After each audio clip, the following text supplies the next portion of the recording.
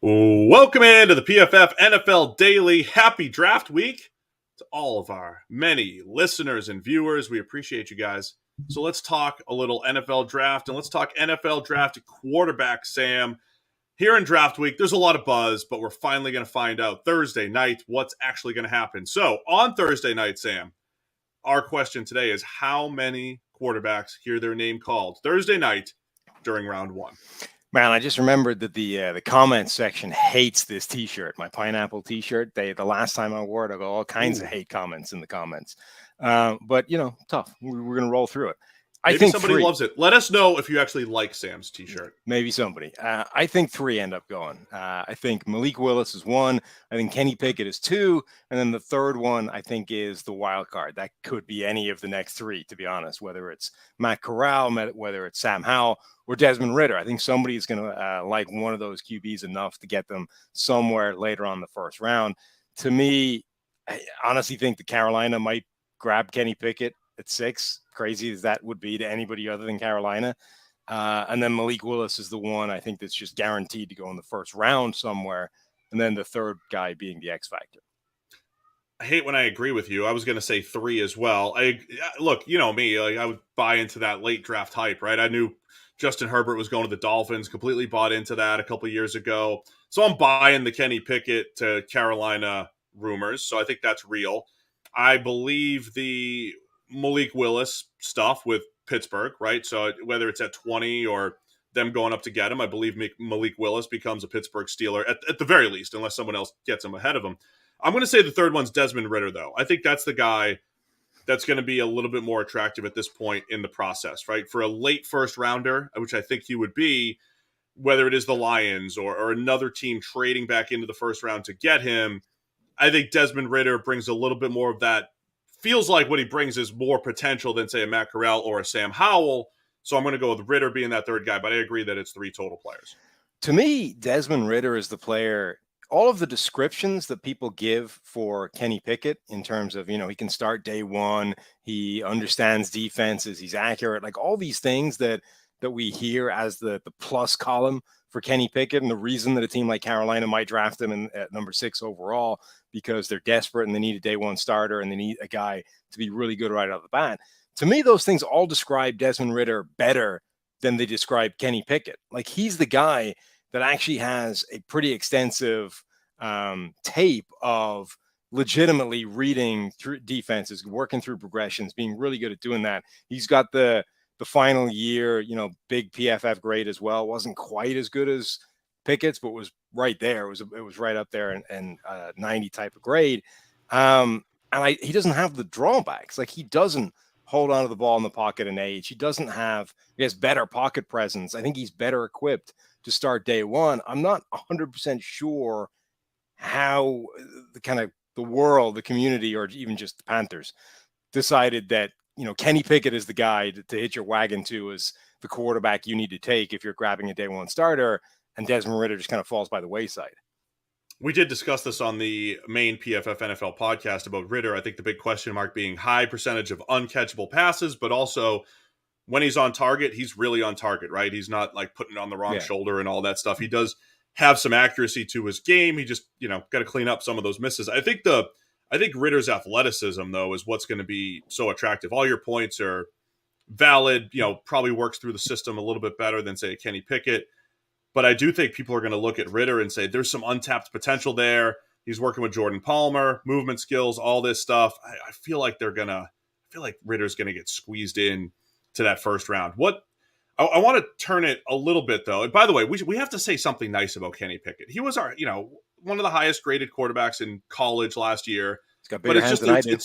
He does have bigger hands than you. It's just 1 year for Pickett. It's also 1 year for Ridder.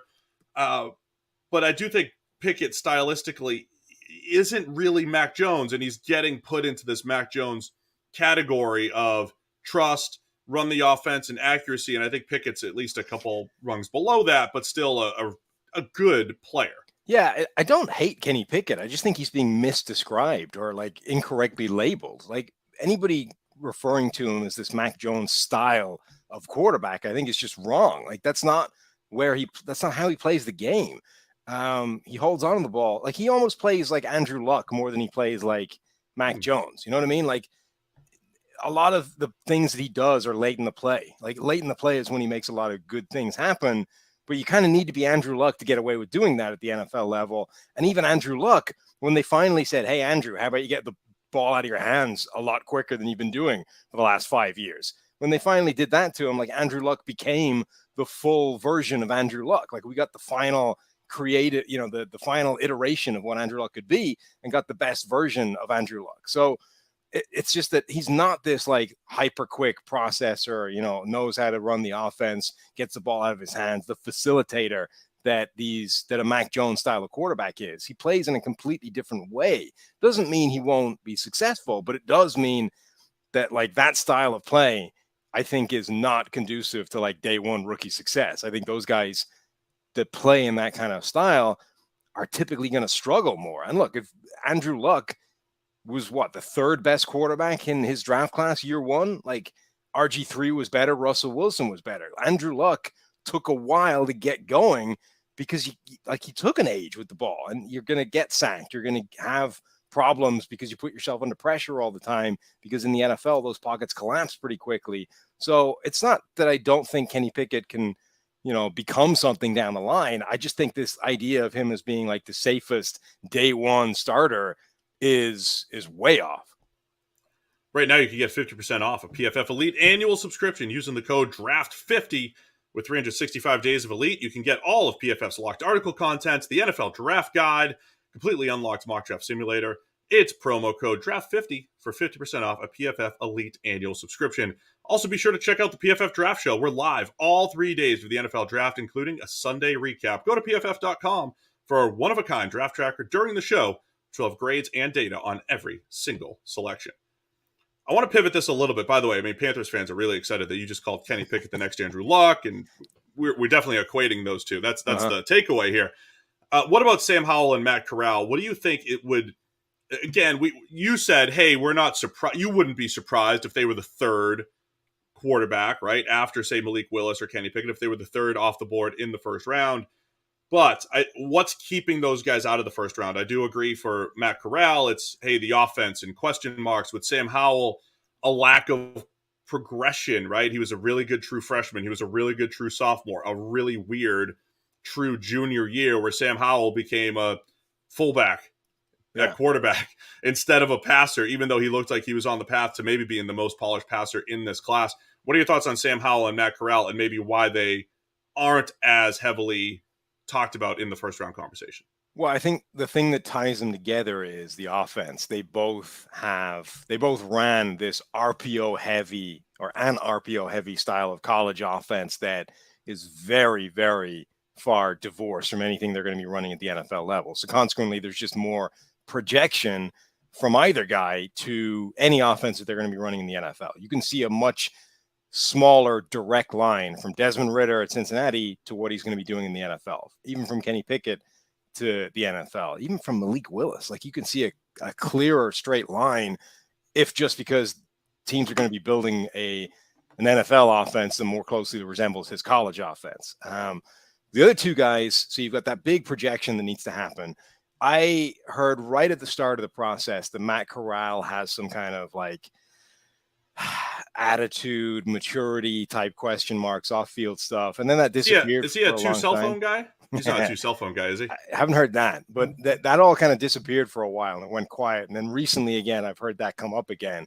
So maybe that is something that bubbles under the surface for Matt Corral and might keep him as a second round guy rather than a first round guy. And then the Sam Howell thing, it's like the volume of, just like we talked about, Desmond Ridder misses more throws than you would like, right? But when he hits them, they're laser accurate. They're exactly where they need to be ball location wise. Sam Howell just misses an absolute ton of throws, like, period, the full stop. And at some point, it's a Josh Allen thing, right? Like, you can make a ton of spectacular plays, but you need a baseline of accuracy. And if you don't have that, you get put into this like massive outlier bucket of like, how many people have gone from being fundamentally very inaccurate to fundamentally very accurate. Like, until Josh Allen, there wasn't many of them at all. And then Josh Allen just adds one to the list of guys that are in that category. Yeah, and I think the bottom line with this draft class, Sam, the whole offseason, this NFL was this maneuvering to go get the next big quarterback, whether it was Russell Wilson or Deshaun Watson, all of the or getting wide receiver one. Who in this draft class do you really feel great about in that lens? I mean, these feel like the types of quarterbacks the teams are moving on from. The Yeah. only luxury here is, hey, they will be first contract QBs. So we'll find out Thursday night. Sam and I are both going with 3 quarterbacks drafted in round one. Let us know, who do you think and how many quarterbacks in round one. It's the PFF.